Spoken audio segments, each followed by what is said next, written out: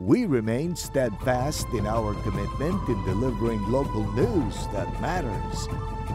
Stories that inspire. Enriching the lives of Filipinos in the Philippines and across the globe. This is your GMA Regional TV. Buong puso para sa Pilipino. Chinese research vessel nanotaran sa kadagatan kan Catanduanes. Panahabon sa sarong milk tea shop sa pool sa CCTV. Asin, juvenile Philippines Cops Al na rescue. Ini ang GMA Regional TV Balitang Bicolandia.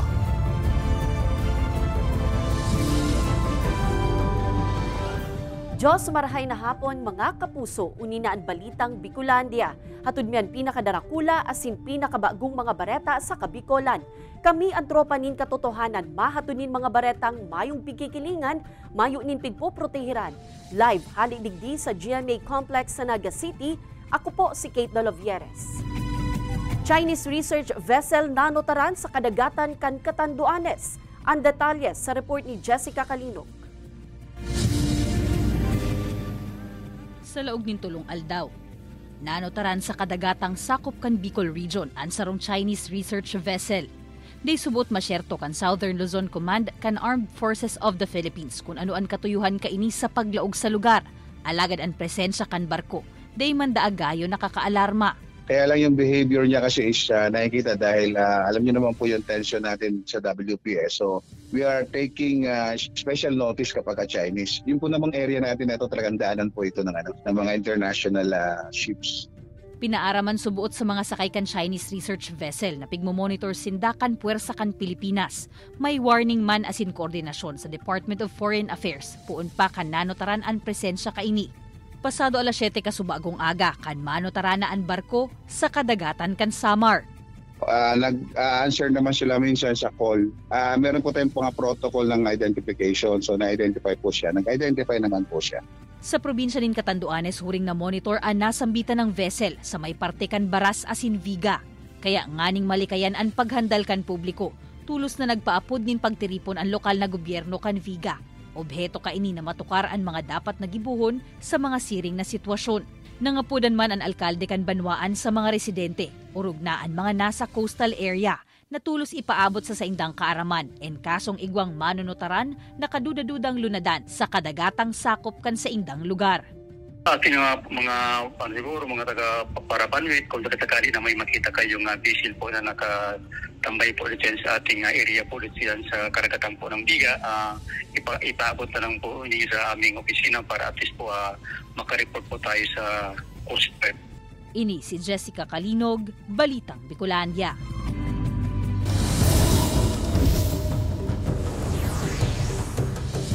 Matapos ang halawig na panahon na pagsirbiko mo Arsobispo kan Archdiocese kan Cáceres, maritiro na si Archbishop Rolando Tria Tirona asin riribayan siya ni Archbishop-elect Rex Andrew Alarcon na formal ng matukaw sa Mayo 2. Alagad antes kayan, bistuhon taliwat si Archbishop Rolando Tria Tirona sa live tang pakikipag-ulay sa iya.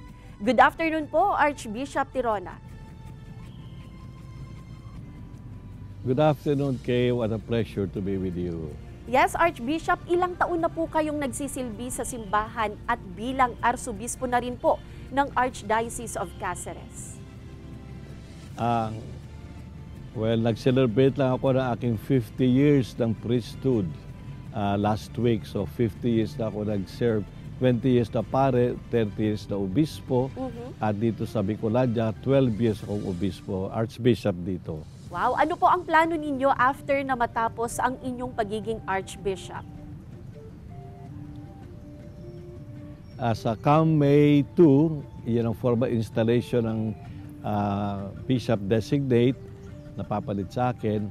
Ako naman ay mananatili dito sa Archdiocese of Cáceres, dito sa Bicol. Meron akong retirement home sa Pacol. No? Kaya I'm still offering my services sa mga pagtuturo, magbibigay ng retreat. Mag-retire namin sa administration, pero sa pastoral work, siyempre walang retirement yan, tuloy-tuloy yan. no? Opo, Kaya ibig sabihin salamat po. kay Archbishop-elect Rex, sabi na, yes, ibig sabihin mananatili ako dito. Opo. Napili ko ang Naga, aking retirement place.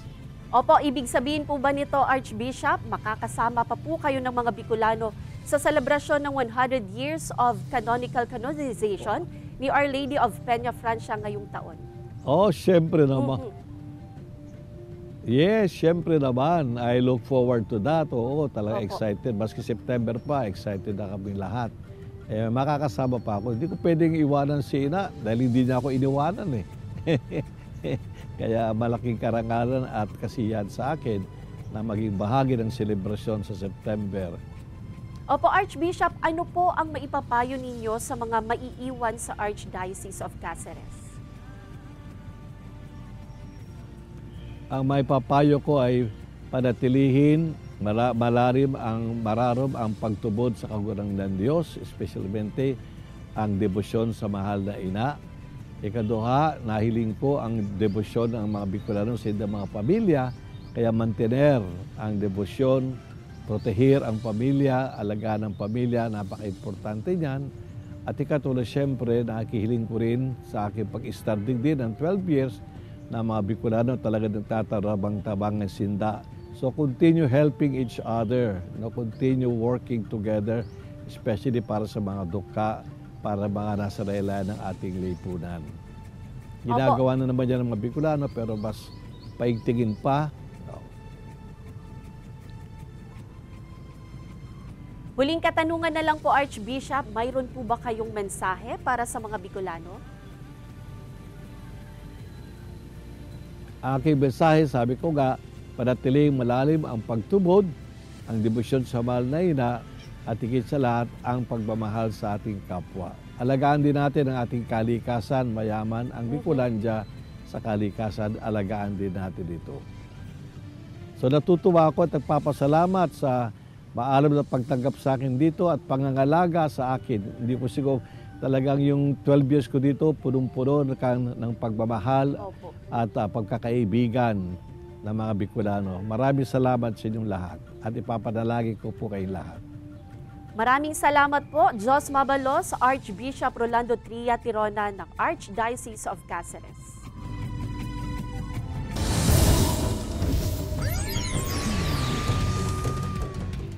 Poco mas o menos 20,000 pesos na kwarta nakita kan sarong milk tea shop sa Nabua Camarines Sur, nalalay kanday pa nabibistong sospek. Panahabon sa establishmento sa pool sa CCTV. Tutukan sa report ni Chris Novello. Sa pool sa CCTV ang panghabon sa loob kan sarong milk tea shop sa Nabua Camarines Sur, maagahon kanal daw nin Sabado, Abril 27. Sa CCTV kan establishmento, mahihiling ang paglawag kan lalaki man ta nakatahuban na logon. Pinurbaran pa kaining ilisan anggulo kan CCTV camera. Uminagis subot ini sa likodan na parte kan establishmento asin pigtutubudang. Haloy ng pigbabantayan ang nasambitan ng shop. Pigkuha niya si Gunting may dumang sa likod. Kasi napigamit niya ang panglubot. Siguro po, nagmamasid na po siya. Kung siya'y maagi. Tapos hanap siya ng fine kung ano kailan niya kukuhan. Bakal is mabuksan ng kahakan establishmento, kinuha ka ini at maabot sa 20,000 pesos na cash. Nagtutubod man ang mga otoridad na sanay asin may kaibanan pang iba ang lalaking nahiling sa CCTV. May nahagop pa kaya na private tricycle na nagparada harani sa milk tea shop asin nagbaba ang lalaki na nga abon sa establishmento. Sangod niya nagpapadagos pa ang investigasyon kan mga otoridad, mantang may mga person of interest naman na pigsusundan sa nasambito ng insidente. Ang good news po, igwa na po kitang persons of interest na pig under surveillance po nganyan. Ang duda po kang kapulisan, dahil man po ay naghihiro ng solo, kaya pwede pong may grupo na involved digdi sa nangyaring robbery. Sarong pampublikong eskwelahan sa barangay Butag, Bulan, Sorsogot ang nilaog ning parahabon. Nalalay kan na nabibistuhang persona ang pirang kagamitan kan eskwelahan siring kan TV, laptop asin mixer. Sangon niya nagpapadagos pa ang investigasyon kan mga otoridad sa nasabing insidente. Humihingi ako ng tulong sa mga kabarangay ko na kung may alam sila na para makabalik yung nawala dito sa school. Sana matulungin niyo kami. Banan si Carlo Abonita, Chris Novello, Balitang Bicolandia.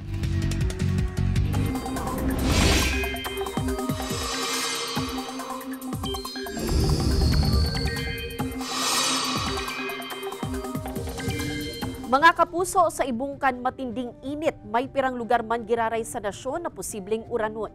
Apera sa easterlies, nakakaapektar man sa nasyon ang Intertropical Convergence Zone o ITCZ, urog na sa Mindanao. Basado sa datos kan Metro Weather, hababa ang tsansa nin uran sa Bicol Region, alagad kaipuhan man po giraray na maging alerto and kasong magkaigwanin mga biglaan na pag-uuran, darakan thunderstorms. Posible man na magkaigwanin localized thunderstorms sa iba pang parte kan nasyon. Liwat na pigsuspindir kan Department of Education ang in-person classes huli sa halangkaw na heat index. Sa advisory na pinaluwas kan ahensya, ipapautob ang asynchronous classes sa gabus na pampublikong eskwelahan sa nasyon ninhuli sa piglalaoman na liwat na paglangkaw kan temperatura. Kasubagong alas 3 nin hapon, kan maikurit sa Camarines Sur ang danger level na heat index of 46 degrees Celsius. Apar sa mainit na panahon, antisipasyon man subuot ang pagsasairarom sa asynchronous classes, puun ngunya na aldaw hasta sa aga huli sa nationwide transport strike kan pirang transport group. Alagad nagkapira sa mga magurang ang mas mauot man giraray ang face-to-face classes, ninhuli ta mas hands-on subuot ang pagtukdo asin pagkanuod kan mga estudyante sa laog kan classroom. Enot nang sinabi kan ahensya na delikado para sa mga paratukdo asin mga estudyante ang in-person classes ngunyan na tig-init. Mas manggiraray po ang face-to-face talaga, sir. Siyempre na ang mga aki sa pagtuklo kang mga maestro itong actual talaga po. Pag sarong kaya, sir, di mo man kasi masyadong nakapokus ang mga aki kasi minsan po nagkakarawat. Ini ang GMA Regional TV Balitang Bicolandia. Ini ang GMA Regional TV Balitang Bicolandia.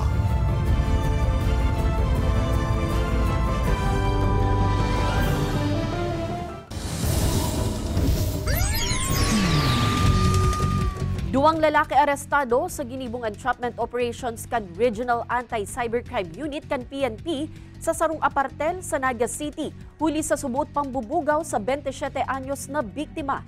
Ang detalye sa pagtutok ni Jessica Calino.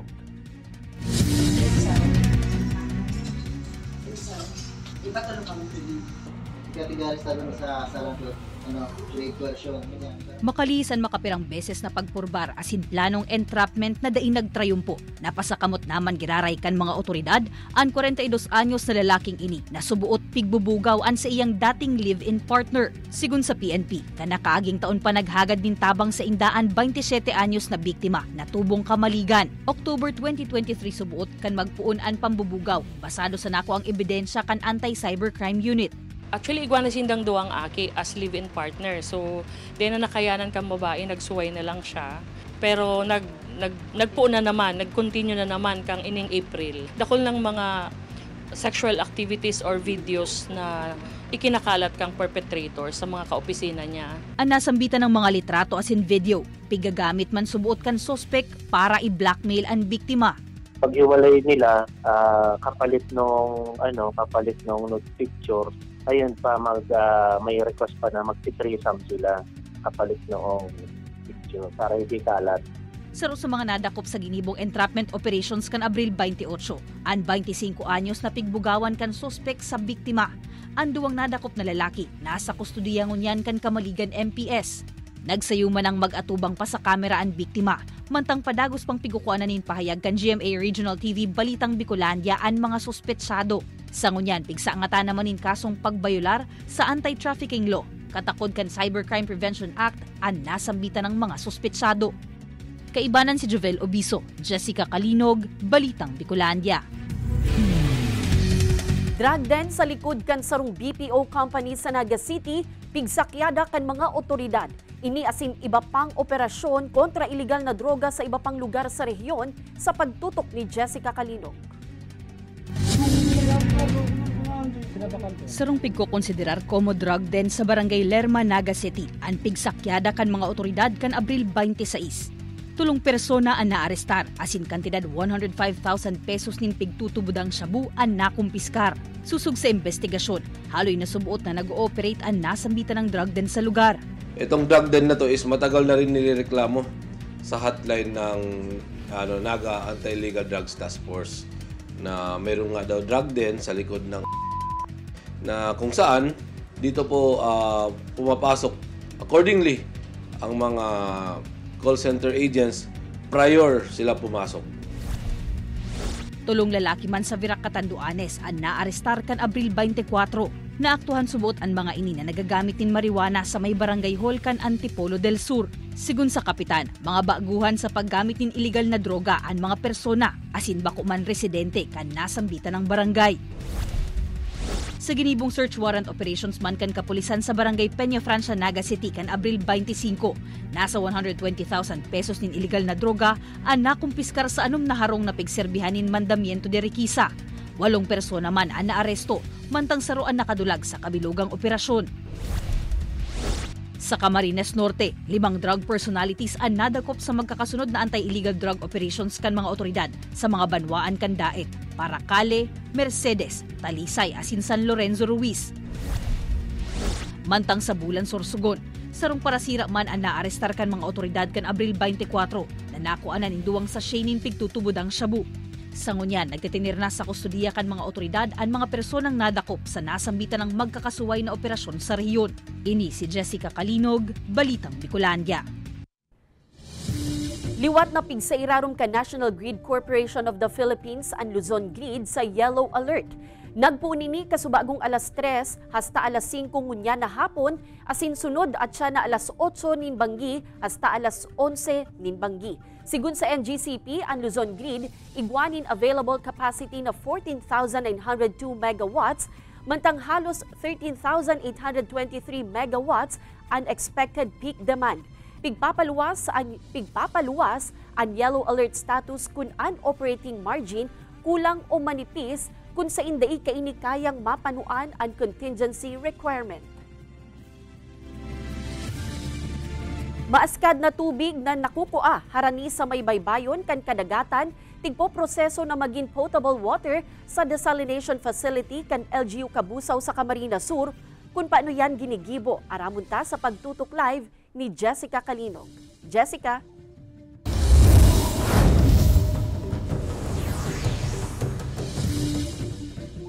Kate ngunyan nating init, tubig is life to stay hydrated. Alagad sa banwaanin Kabusaw, problema ang supply nin tubig. Ang mga bubon man na harani sa kadagatan, maaskad na ang tubig na nagluluwas. Kaya pigmaot kan lokal na gobyerno na magmukna nin water desalination facility nganing masimbagan ang problema na ini sa indang banwaan.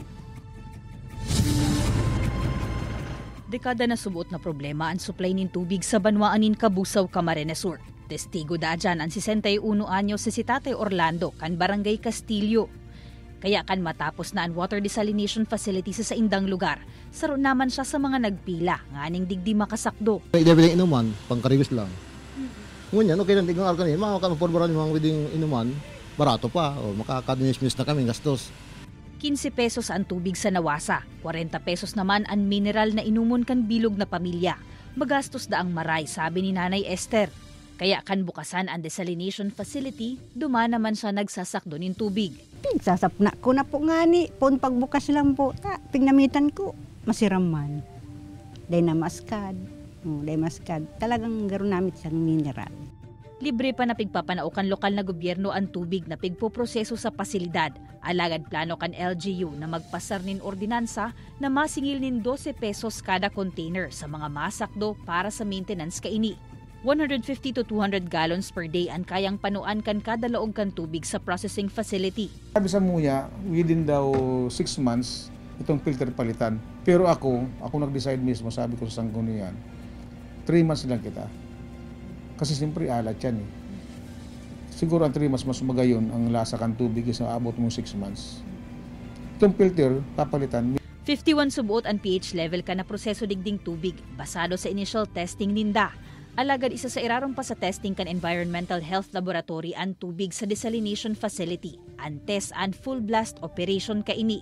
Sigun sa Department of Health, salbado man ang desalination process o ang pagsuway kan salt components sa tubig kung tama ang pagproseso kaini. Alagad numero 1 dapat nagibuhon ang water testing. Pursuant po sa ating Sanitation Code of the Philippines, ang mga drinking water service providers po ay required magpa-test ng kanilang dinidistribute na tubig monthly for microbiological water testing at every 6 months po for physical and chemical water testing. Kundi sigurado sa source kan tubig, pwede man subuot na pakuluan ini sa laog din 3 minuto antes inumon. Pwede man maggamit nin chlorine tablets. Asin importante man na syertuhon na malinig ang laagan nin tubig, nganing maibitaran ang contamination na pwedeng magkausa nin helang.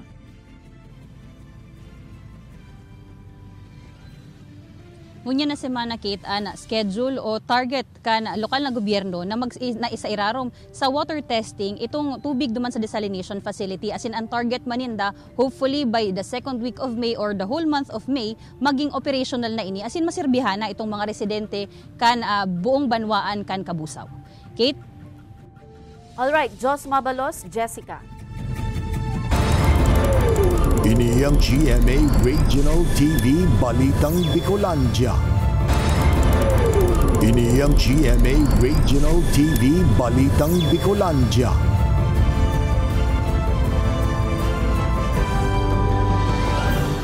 Mga consolidated asin unconsolidated PUV sa Camarines Sur day nagpartisipar sa panibagong untok pasada kan piston asin manibela puun ngunya na aldaw. Pamayo kan sarong transport cooperative na dai pa nagpapakonsolidate, naglalaom na mapapaboran sinda sa magiging desisyon kan Korte Suprema. Uya ang report ni Chris Novello. Normal ang sitwasyon sa Integrated Northbound Terminal sa Naga City sa ibong kang nationwide transport strike ngunya na aldaw. Mas pinili subot kan mga ini na magkayod kaysa sa mayo maipuli sa pamilya. Wala naman sila binigay sa amin ng confirmation ng transyon na sali. Kaya magbiyay kami dahil sa pangailangan namin sa araw-araw eh. Kaya hindi kami sumama. Ang presidente kan Calabanga Transport Cooperative asin representante kan Manibela na si Didoy Avila daw na ipa-consolidated ang maabot sa 20 unit kan sa indang jeep na man nagpartisipar sa untok pasada. Naglalaong pa kaya ang grupo na sindaan papaboran kan magiging desisyon kan Korte Suprema. Kami po sa totoo lang, dahil na po kami nag-aasang i-extend pa yan, inhulita, yaon na po yan sa Supreme Court, kaya ang inaasahan mi na lang po ang Supreme Court. In kaso di talaga sinapaboran kan Korte Suprema, nakanap naman subot sinda na itenggaan sa indang mga unit. Sa aga Abril 30 na ang deadline kan PUV consolidation. Asin poon Mayo 1 o Miyerkules, automatikong kansilado na ang prangkisa kan mga unconsolidated PUV, asin iko-konsiderar ng kolorum kan mga otoridad. Kaibanan si Carl Abonita, Chris Novello, Balitang Bicolandia.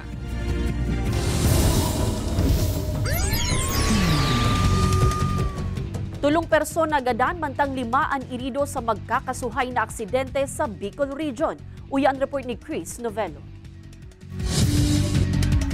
Nagsapod ning lugod sa lawas ang driver kan sarong SUV makalis aksidenteng mahulog sa tulay sa Barangay Taysan, Legazpi City kan Abril 25. Sigun sa PNP, nag-overshoot ang nunadan sa kurbadang parte kan Tinampo. Hasta sa nagduro-diretso sa railing sa Sindagos na nahulog sa nasambitan ng tulay. Sa ngunyan maray naman subutan kamugtakan kan driver. Sa San Andres, Catanduanes, tuluan kadan mantang saro ang irido sa banggaan kan duwang motorsiklo kan Abril 25. Sigun sa PNP, nag-head-on collision ang duwang motorsiklo makalisaro sa mga inian mag-overtake asin kinakan ang linya kan Balyong Tinampo. Sa Bula, Camarines Sur, lugadan ang sarong senior citizen asin kaibanan kaining minor de edad makalis mabodalan kan sarong truck ang minamanehong garong kan mga biktima. Nilikayan subot kan garong ang barikada kan DPWH sa Barangay Fabrika, alagad na outbalance ini hasa sa nakabudal sa kasapatang truck. Nagkaanag naman subot ang ambuslados asin may na nagkaso.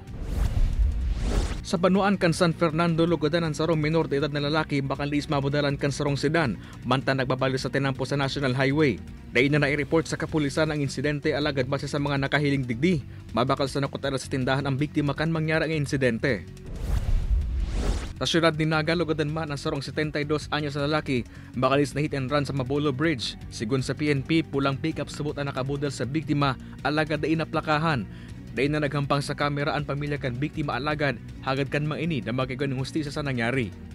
Kay Baran si Jovel Ubiso asin Carlo Abonita, Chris Novello, Balitang Bicolandia. Nagpatiribayan ang mga triathlete gikan sa manlain-lain na lugar sa nasyon sa kinundusir na triathlon sa Talisay, Camarines Norte como parte kan Bantayog Festival. Naging venue kan kompetisyon ang mga banwaan kan Talisay, Daet, Basud asin Mercedes kung sa indigdi naglibot ang mga partisipante sa pagdalagan asin pagbisikleta.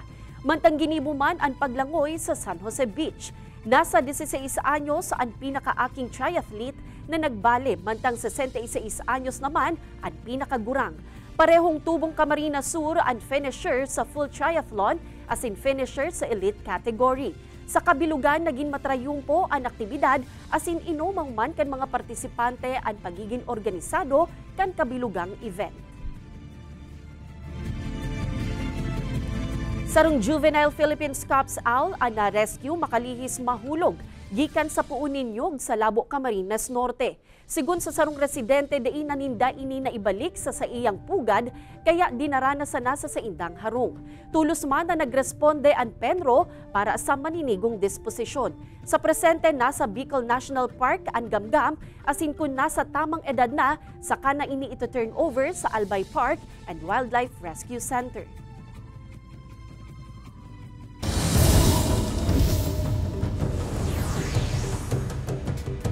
Tulong magagayon na waterfall sa sarong barangay sa Viraca, Catanduanes, kinukonsiderang potential tourism spot sa probinsya. Pasyarantayan sa istorya ni Don Jimenez. Huli sa pagiging puwerang lugar kan barangay Dugi Tuo sa Banwaan kan Viraca, Catanduanes, presko ang duros digdi asin malinig ang tubig sa salog. Mayaman man ini sa mga berdeng bulod asin kakahuyan. Suwak man ang lugar para sa mahilig mag-trek, huli ta igwang babalyuhan na salog na nakaka-relax sa pagmati ang mga aagihang gapo sa irarom kan tubig. Kaya dawa harayo, pigdadayo talaga ini kan mga nature lover urog na ngunya na mainit ang panahon. Kaipuan sa nang maglakaw ng pirang minuto, may hiling sa lugar an manlain-lain na magayon na waterfalls. Igwa ng primerong Lampaw Waterfalls na iyong pinakahalangkaw na talon sa lugar na haros 20 metros. Sunod ang Sinagulong Falls na nasa 15 meters man ang langkaw. Asinan Pantulo, Bangko Falls o ang pinakahababang waterfalls na nasa 10 meters na ang langkaw. Sa ibong kan gayon kan lugar, problema pa sa ngunyan ang agihan pasiring digdi. Nung nagkaroon po tayo ng Typhoon Nina, yung mga daanan po ay nasira. Kaya tuluyan po na hindi na nakapagpupunta dito yung mga turista dahil wala na pong madaanan na maayos. Huli kay ni plano kan LGU na ibali ang pagiray sa tinampo sa lugar sa annual investment plan para mas mapauswag ang turismo sa Banwaan. And kaso kaya na mas mabisto ang lugar, pwede ining makatabang sa barangay asin sa mismong mga residente. Unang-una siyempre yung accessibility. Yun ang pinaka-importante. Makuha natin to para at least yung mga tao malalagyan natin ng mga daanan. Ngayon, nakikita natin na yung potential ng tourism site na ito ay magbibigay ng kabuhayan sa community kung madi-develop natin siya bilang isang tourism destination. Ini si Don Jimenez, Balitang Bicolandia. Madadalan ang episode na ini asin iba pang pinakahuring lokal na bareta sa official website kan GMA Regional TV, www.gmaregionaltv.com. Pwede man kamong magbisita sa samuyang official YouTube channel, GMA Regional TV, asin i-click ang subscribe button para sa pinakamaiinit na bareta hala sa man-iba-ibang rehiyon. Mabalos sa mga kapusong Bicolanong nagantabay, maging sa mga kapuso nyato abroad. Ninhulita sa GMA Regional TV, Local News Matters. Asin yan ang pinakadakula asin mainit na bareta sa Kabikolan. Ako si Kate Dalovieres, kami ang GMA Regional TV Balitang Bicolandia, bilog na pwersa para sa mas dakulang misyon asin mas mahiwas na pagserbi sa nasyon.